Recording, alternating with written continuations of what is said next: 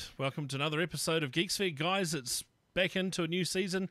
It's been a while. I'm, of course, joined by my two lovely co-hosts, one in Seattle, one in Auckland, although they both look like they're in Auckland. It is, of course, the lads, Craig and Brad. How are you today, lads? Very good, very good. And I'm not melting, unlike yourself and the rest of New Zealand at the moment. A little bit of a switch issue there. Yeah, it's pretty darn hot for us Kiwis. It's hotter than normal. Mate, I'm loving global warming up here. We should be negative 10 Celsius, and we're about positive 10 Celsius. So, yeah, we're looking pretty good up here. We're looking pretty good. We always start these shows off talking about the damn weather. Yeah, but every show. To be fair, the weather is damn hot. Oh, I hear excuses. We're melting. We are melting. Toughen up, mate. I tell you what, there's a major crisis for us here in New Zealand at the moment, and the fact is that we actually don't have any fans. You can't buy fans in the country. I was going to make a joke then, but I'll stay away from that one. It's people calling their bit mining rigs with fans. Yeah. Oh, dude, that must be. Yeah, we'll talk about that later. Actually, that's a good one to talk about. Yeah, absolutely. In fact, I've had to buy my fans from Australia. Would you believe? It's insane. Anyway, let's not talk about fans. Let's talk about something really cool. And I'll tell you what, if you're a space nut like myself, there's been a lot going on in space community. Now, of course, one of the big ones for Americans is SpaceX is all the rave over there. Lots of conversations about SpaceX because really they are the glamour children of the space industry at the moment, and they seem to be doing no wrong. They've been very public about a lot of their successes and failures, and I think all of us are being part of the journey, which is really exciting about it. Now they're about to launch their first very heavy rocket launch. Brad, do you know more about this one? Yeah, so some background. This is the Falcon 9 rocket from memory, and basically this is the one that they want to send to Mars. Now, up on this one, they're going to be having Elon Musk's red Tesla that he drives. They've actually mounted it at the top, and they're going to send that up into space, and they're going to play David Bowie's Space Odyssey once it's up in orbit. Now, this will do two things. One, this will take us the first hop to the moon, and then, as I mentioned already, to Mars and beyond from that side of things. They've done a test fire of the main rockets last week, I think, my time, and then from there, they're basically getting ready to launch. Now, the launch date is February the 6th, 1:30 p.m. Eastern, so that's going to be -3 for me. That's going to be 10:30 a.m., which for you guys will be 7:30 a.m. in New Zealand. In Australia, 5:30, and if you're on the west coast of Australia, you're just stuffed from that side of things. So look, it's really, really good. This is going to be phenomenal for space. Now, the SpaceX guys are actually down the road here in Seattle, so we've got both SpaceX and I've forgotten Bezos's mob. What is it called? Blue Moon or something? What are they called? Blue Moon, is that right? I can't remember. No, one of our listeners is going to yell at me. Those guys are down the road. So with the Seattle community here is really, really engaged with the whole what's going on with the Falcon Heavy rocket. Blue Origin. Thank you, Blue Origin. He had the blue part, right? But yeah, pretty cool. He's going to send up his own damn Tesla and fly it and put it into orbit playing David Bowie. Pretty styly move. Oh, look, I'm going to segue from this one because I'm actually very excited about this launch because it's going to be, as Elon Musk said, it's going to be spectacular either way. If it doesn't work, it's going to leave a giant crater and a Tesla in pieces across the atmosphere, or it's going to look spectacular because it's a big rocket. It's a big rocket. It's big, and it's on. What if they're going to throw up another star again? Eh? Well, I was going to say it's a little bit weird sending a car into space, right? I mean, a huge PR stunt from, which is great, but it's kind of like, what a waste of time. And then our own Rocket Labs did our first launch, and what did we send into space? Disco ball. A disco. That's cool. I think it's cool because it's the first orbiting thing New Zealand's ever sent up. No one else in the Southern Hemisphere's done it, and it allows young astronomers to follow it across the sky. I think it's friggin' brilliant. Yeah, it is pretty cool. Was it every 90 minutes it goes around the world? So we're not going to see it for a while, though, I don't think. Yeah, you got to be. Well, it's in a what is it? Yeah, oval orbit. What do they call that? So you got to be in the right. Elliptical. Sorry, yes, elliptical. Um, yeah. So it'd be shame. It would be good if they put up on their website like a bit of a nice timetable of viewing here. Thanks. There's a live map, dude. You can go there on Is the. it? Yeah, there's a live map that shows you it. Whilst the show's going, I'm actually going to, when Skip takes away from me, I'm going to find the website and we'll give that out to everyone. Yeah, I'm just reliving that moment New Zealand entered the space race, which I think Isn't it scary to say that? I think it's awesome to say. As a Kiwi, I mean, we're only 4.5 million Muppets, right? We've got more sheep than we know what to do with, and we've managed to launch a disco ball into space. I know, but he's doing it for 7.5 million per launch, which I think is just unbelievably good. I have to admit, I was pretty darn excited about this launch. I was fizzing, just fizzing. There's a good use of the word. Fizzing at the bung. And it was just exciting to see every stage get successfully hit, you know. And hey guys, how did they do that feed? Because that feed was crystal clear. Well, that's what I was throwing that out on the day, eh? It's like they must be bouncing off other satellites that are in orbit currently, right? But they did like a live GoPro feed from like here in little old New Zealand up into orbit, and it was still in orbit when they were doing the live feed, which then you saw separation going on and then payload delivery, and then it kind of stopped, right? It was pretty good footage. I wonder if they had direct footage, like this footage here that we see right now on the screen. That's directly above the Mahia Peninsula there. I mean, that's got to be direct live from the rocket itself rather than going through a satellite feed. But yeah, it's pretty darn exciting. I was really surprised at how quickly it was over. Like it was all done and dusted in about 15 minutes or 20 minutes or so. Yeah, pretty cool. Pretty cool. It's probably the most exciting thing I've watched in the space race for the last 20 years. Yeah. No, so if you do want to follow it, you can go to the Rocket Lab's website.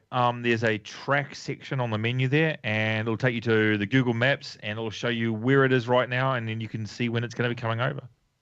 It's the Humanity Star site, isn't it? Yeah, it's absolutely brilliant. I mean, it's pretty cool. One of 9 countries now to only have an orbiting satellite. Is that right? Yeah, that's great. Yeah, it's one of 9. It's a very, very prestigious. I can't speak tonight. It's late over here. Prestigious group to be in. Just going to pull up the site on the screen here. Did we figure out any details about what services that's performing that satellite? Or is that all hush private customer stuff? The Humanity Star satellite. I think it literally is a disco ball in space. Yeah, not the disco ball. The because they must have put a satellite up there, yeah, as well. This is it. This is the satellite. The disco ball is the satellite. Yeah. Are you serious? Because that's going to burn out in 9 months. That's correct. It'll go. It's just to get an orbiting based satellite. That's all they wanted to do. Wow. If you're in Antarctica right now, you'll be seeing a white streak of light going across the sky. Hey, does it come over Seattle? Oh, it will. It will. Oh, dude, I have to find out. I'm gonna have to go have a look at this because that's pretty awesome. Yeah, sure is. I'm loving it. I'm loving it. Are you guys going to watch the Falcon heavy Falcon launch as well? Yeah, why not? Yeah, absolutely. It's good timing for New Zealanders, so we're in there. Did you guys, when you were younger, used to watch like the space shuttle launches and everything? Oh, my dad would wake me up to watch the space shuttle launches. Yeah, same. Not all of them were that successful from memory.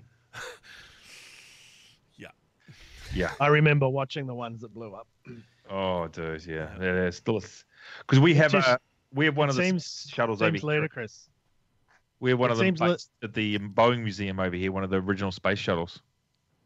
Don't we think it's a bit ludicrous that it still seems to be the best form of getting into space is strapping yourself to a really volatile, gaseous explosion called a rocket?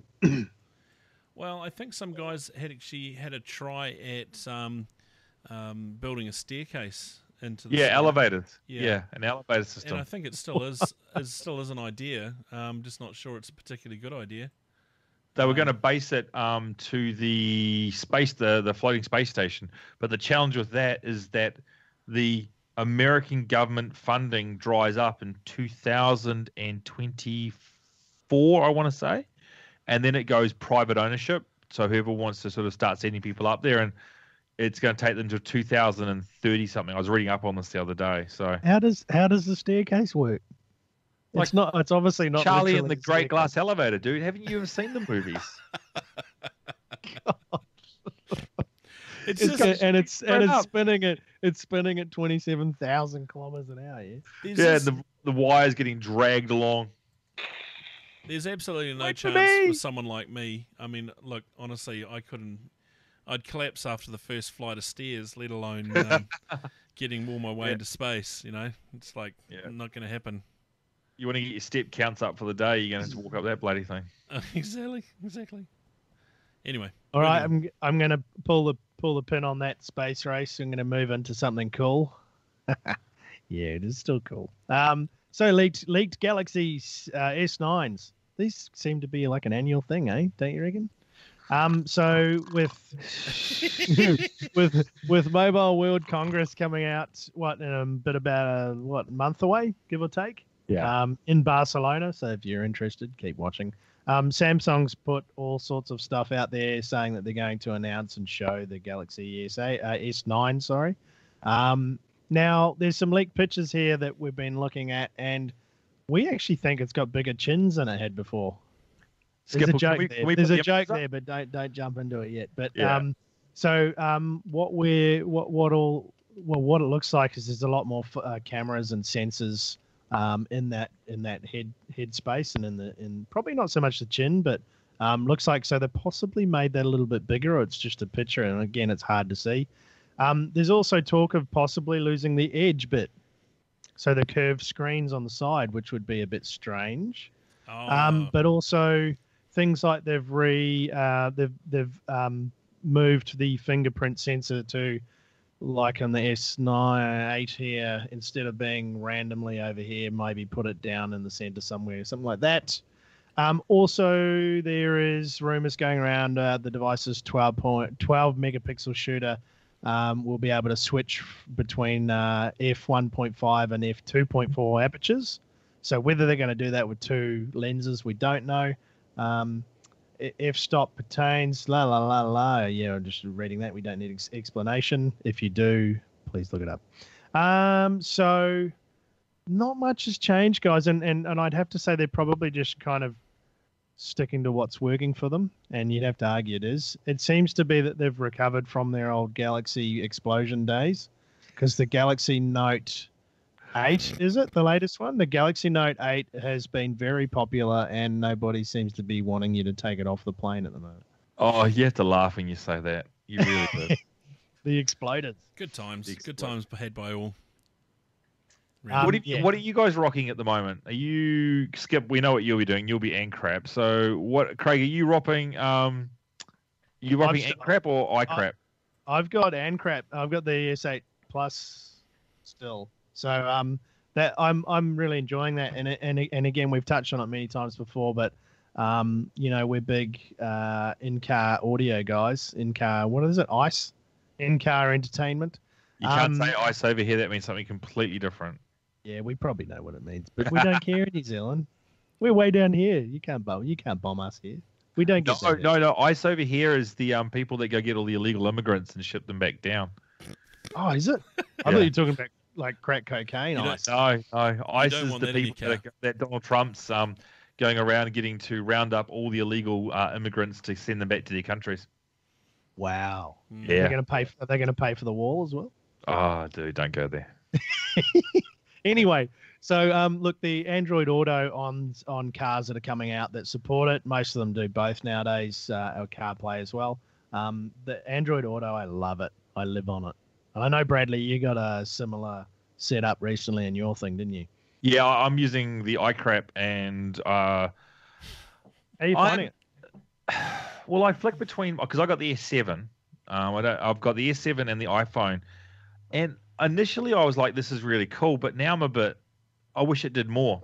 I wish it did other things that I should be able to choose the apps that go across, and I should be able to have YouTube if I want to play YouTube up on there as well, because that's how I listen to a lot of my podcasts now. Yeah, me too. And things like the BBC iPlayer and stuff like that, listen to podcasts that I listen to on there as well. So you're right, it is quite limited, but I do believe they're probably doing that to protect their ecosystem from killing their apps and killing your experience in the car. I'm pretty sure they're keeping a very guarded version of it. Yeah, but we'll wait and see. But I mean, are you guys are you on one of those plans where you get free upgrades over there for your phones? Are you guys going to upgrade to the S9? Is it something that's going to make you move, or are you just going to stick with something that's stable? I can't really see it unless they've bought something out new, like because the camera's pretty good on it as it is, and I'm like, even if you do give me another, dual aperture or dual cameras, I'm like, I don't really need it. Do you use Bixby? Do you do you use Bixby down there, or just Google? Just Google it up everywhere, really. I think Bixby's going to die a horrible death, to be honest, unless they come out with something wonderful. Skip, what about you? Are you rocking custom firmware, or are you stock at the moment? No, it's still very much Samsung stock, and I love it. It's a good system. The one thing I hate though about the Edge phones is the edges. Now, I didn't intend to get an Edge phone. I find very little use of an Edge phone. Like, if I put it down and I get notification lights flashing, which is kind of cool, but the really annoying thing is if I'm holding something or watching something, my fingers are generally touching the touch area of the screen. I've got to kind of hold it like this to be able to. So you remember I had the S7 Edge before this, remember? Yeah. You remember me cursing about the edges? So I can categorically say the S8 onwards, the edges are much nicer. They put like a slightly thicker bezel around the edge, Skip. Yeah. And it stopped a lot of the Edge random phantom hits. But in saying that, this is a good phone. S7? Yeah. It's a fantastic phone. And I'm not sure I'd go to a 9 this year. I might go to the 10 when it comes out. Right. Yep. Skip a couple of versions. Yeah. I don't need I'm quite interested to see the other Android players and what they're doing, because it feels like the likes of LG and Motorola and stuff are really catching up. Well, even the Huawei's and stuff. It's funny you mentioned that. There's one phone that I saw come across the wire the other day that took some interest. Now, the camera maker Red, Skip, is apparently one of the best camera makers out there for digital cameras. For video motion camera, yep. So they are now launching a mobile phone. And look, indulge me for 1 minute. It's called the Hydrogen One. It's going to be retailing for $1,195. It comes out very soon. It's fully unlocked, so you have to worry about it. Titanium finished.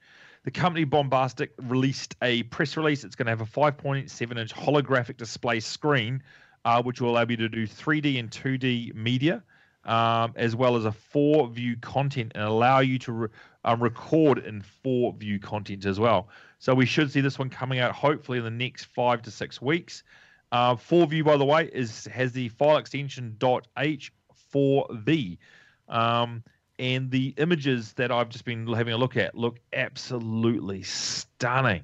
It looks like a video card. It's so frigging cool. Wow.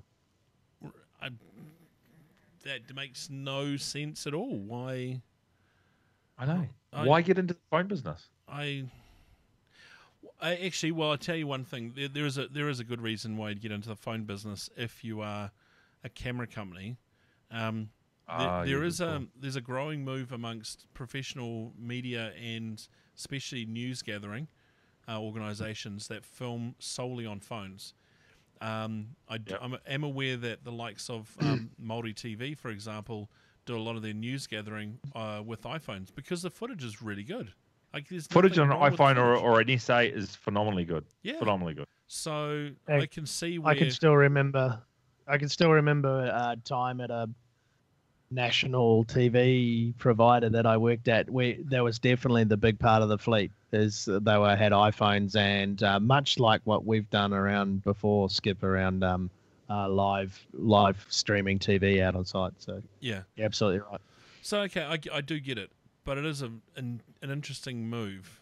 Do they really want to? I mean, that's such a diverse line of products. Do they really want to spend all their time supporting?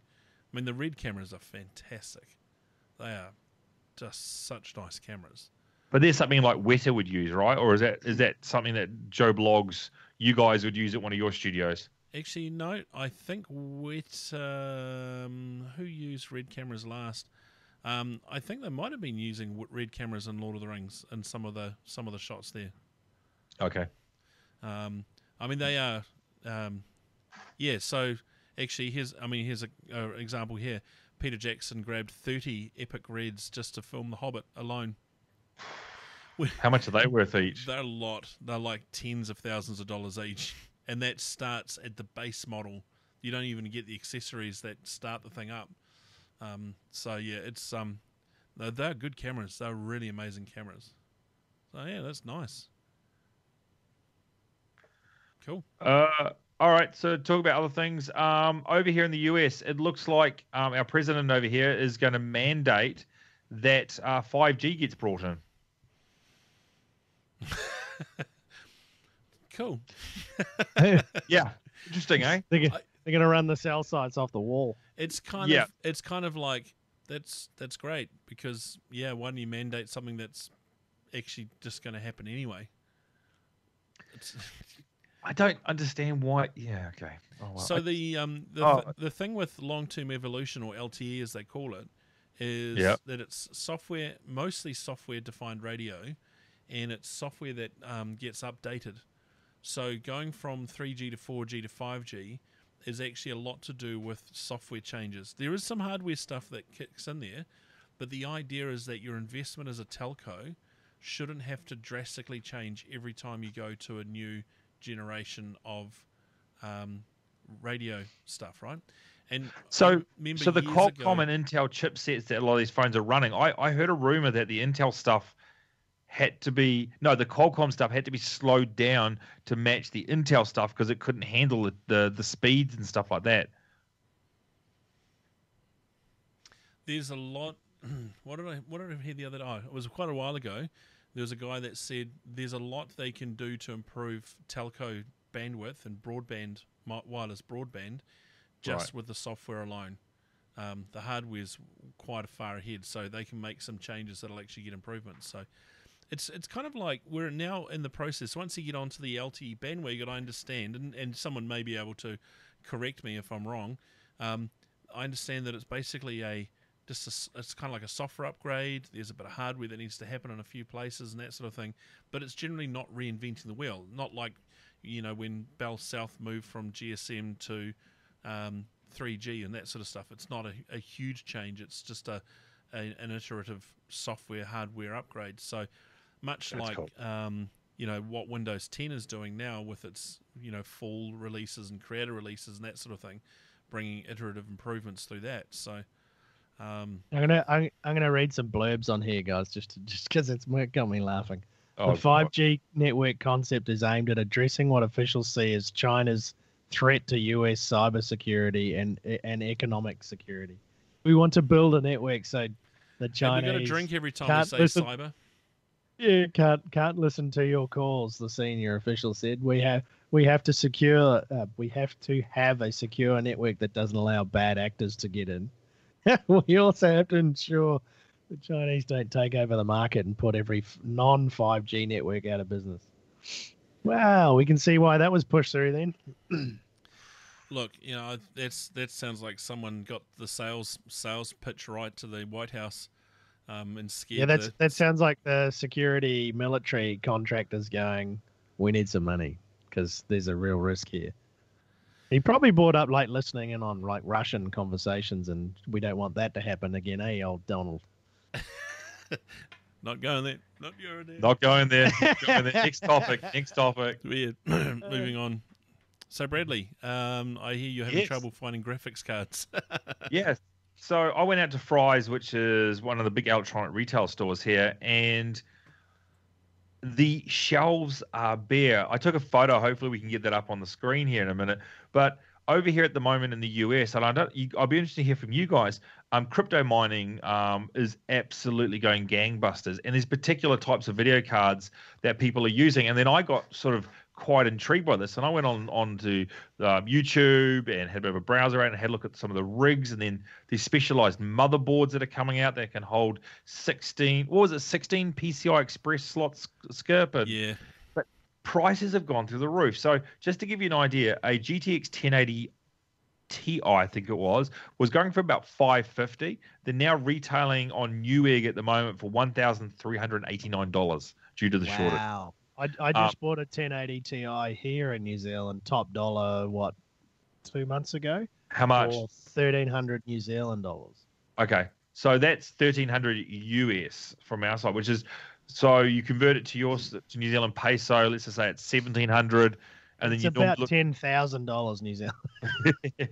But it's just gone through the roof. And when I went out there, the shelves are empty. All the ATI cards are gone. All the NVIDIA cards are gone. I mean, it's just empty. And there's big signs that apparently people were thrashing the bejeebers out of these cards and then returning them. And now you've got no return on graphics cards. If you buy it, tough luck if it doesn't work. I heard the hardware vendors were talking about trying to protect the gaming industry by somehow. Again, I don't know how they're going to do it. They're saying we need to stop these miners eating up all their cards and all their stocks for mining, and it's like, well, how are you going to do that? Yeah. Other than create a physical mining kit card that's purely just for mining.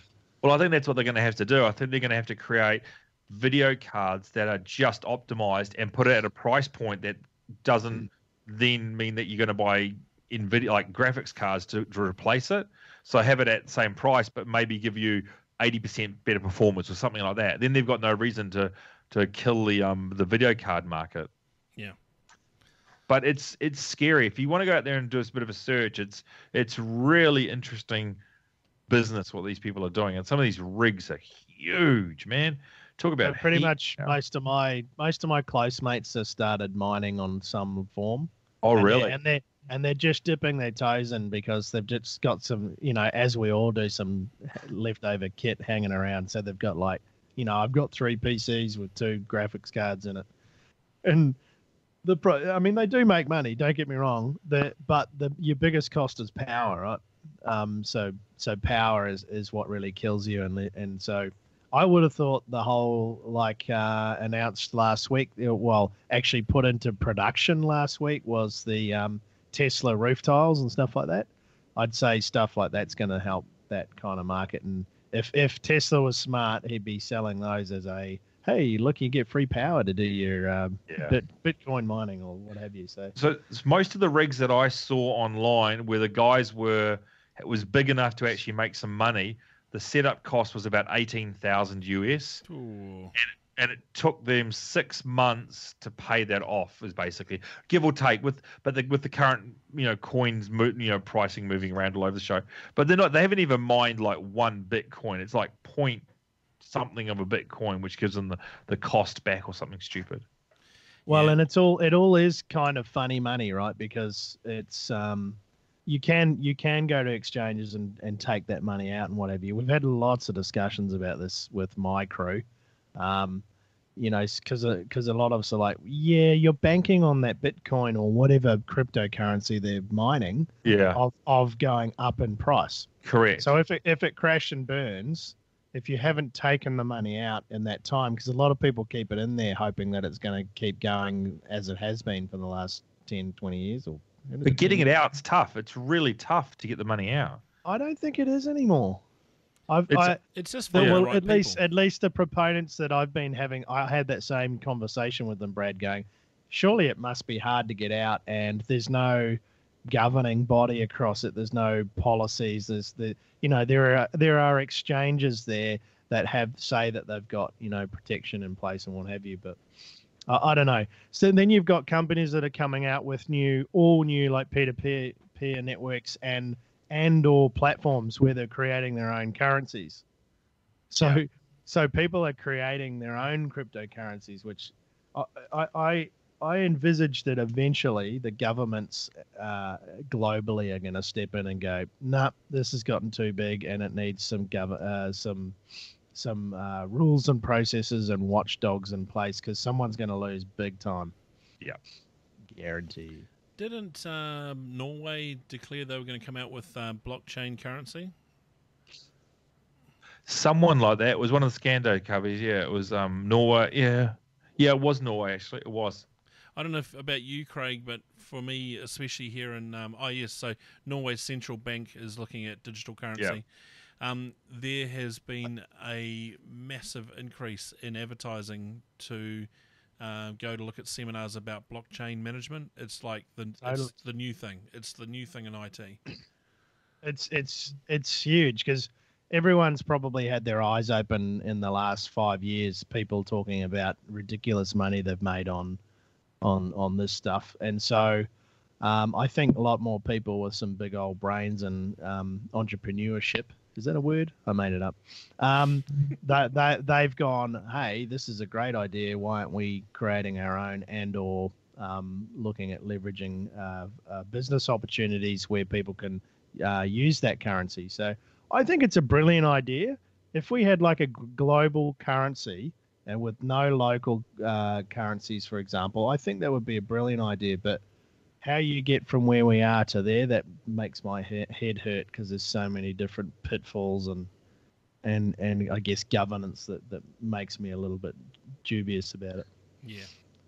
I just want to speak to someone that's got the money out. That's my big thing. All the articles I read, that's the number one concern everyone has, that physical, like I want to see physical cash that someone says that was the money from I do you know think about it got though. Cash out.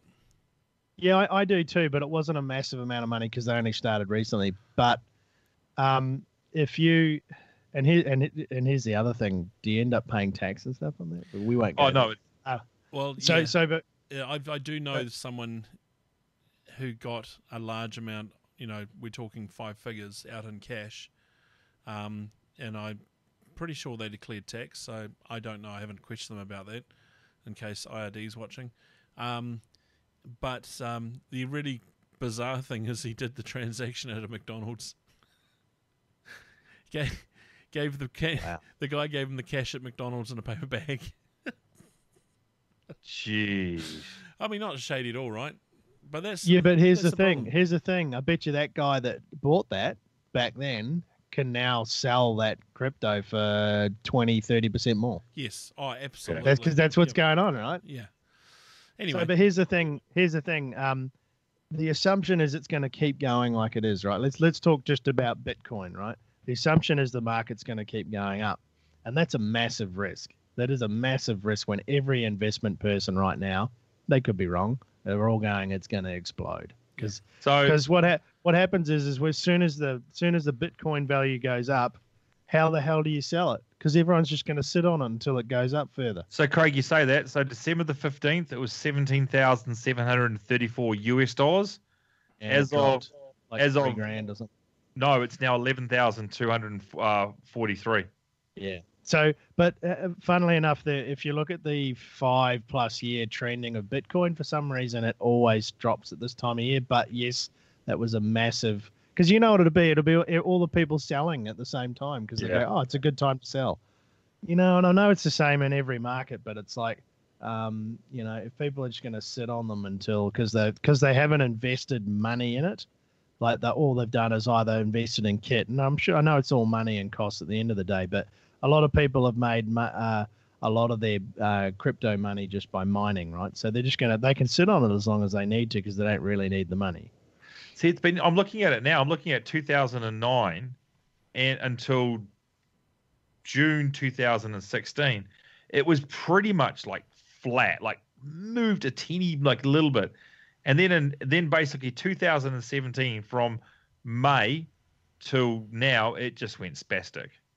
Well, it's because it's been massively in the news, right? Because in every mum and dad investor who's got some, a little bit of knowledge has gone either and purchased them directly or they've started mining.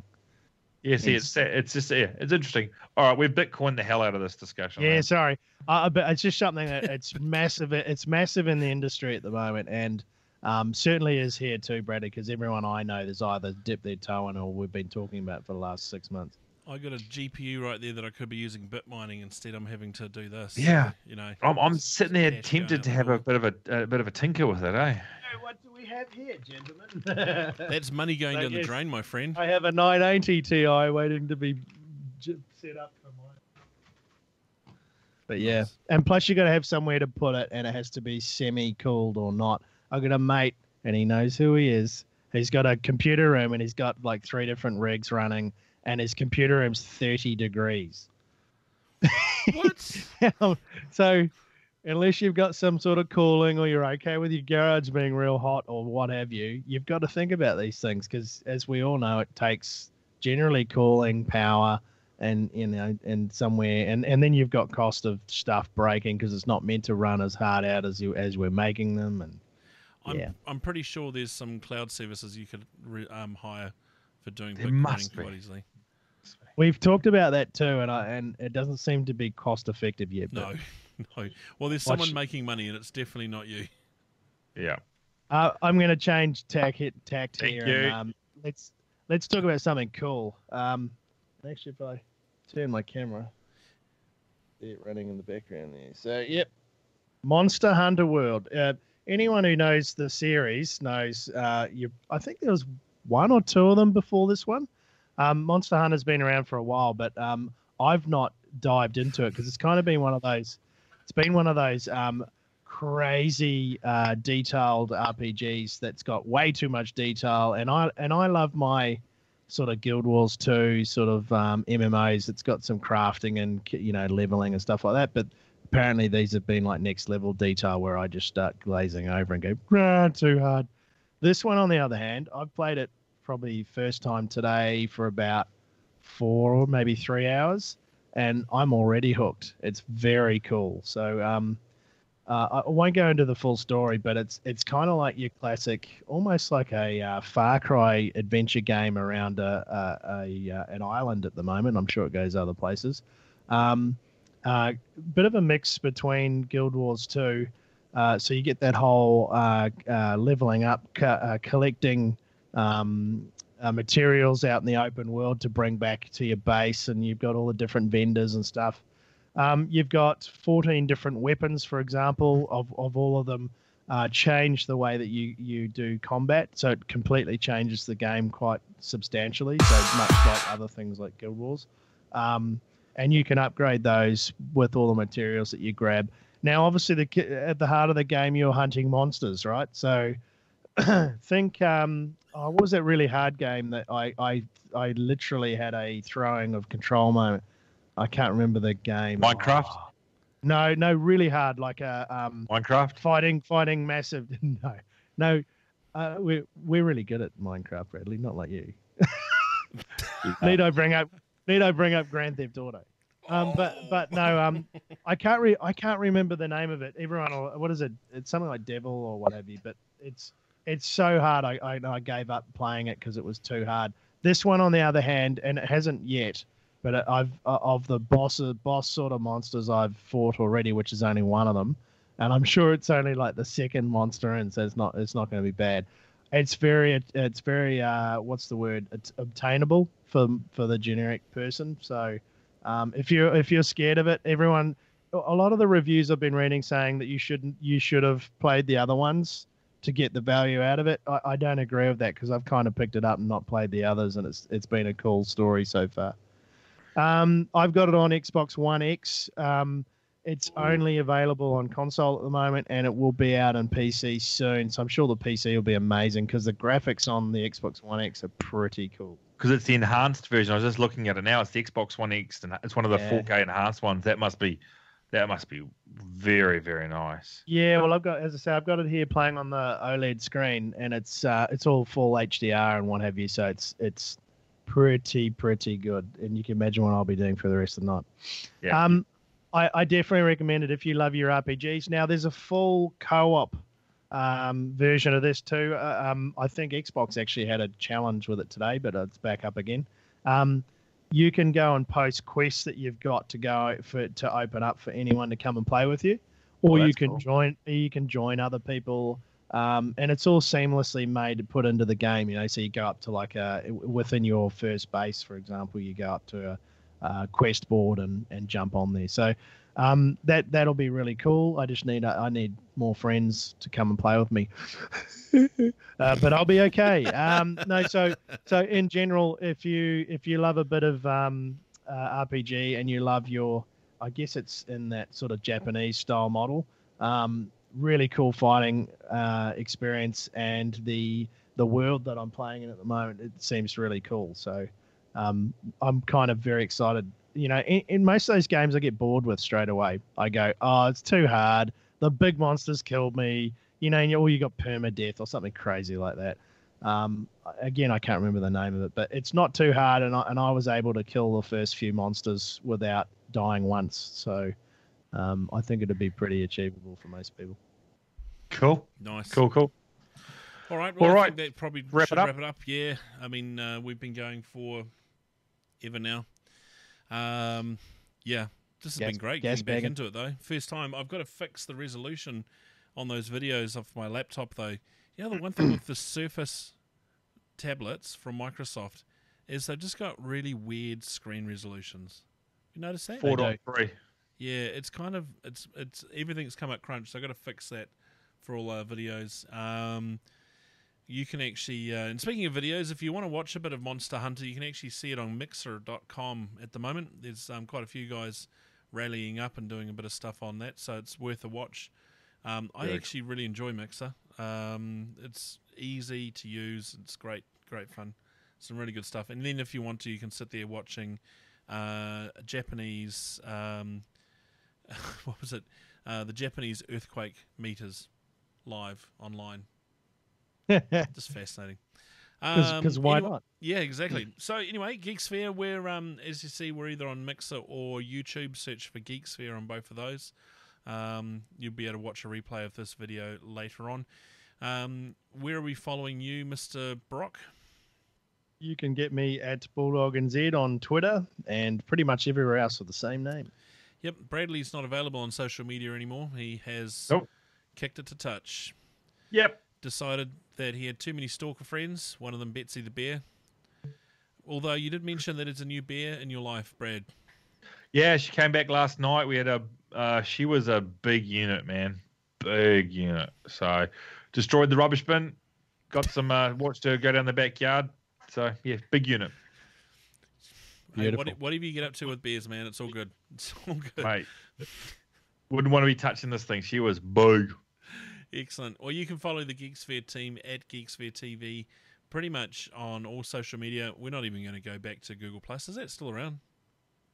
I don't think it is. Yeah. Tumbleweed. Anyway, head to our website, www.geeksphere.tv. Boys, it has been great getting back into this again. Yep, it's awesome. And I've just been looking at the Mixer and YouTube feeds, and the Mixer one is absolutely mint. Really impressive. I'm watching a dude as we speak playing the Sea of Thieves beta, which I'm also on, but I didn't talk about. But we'll do that next time. Next week, same time, same bet channel. Excellent, gentlemen. It's been fun, and everyone, thank you for watching. We'll catch you again next week. Take care. Bye.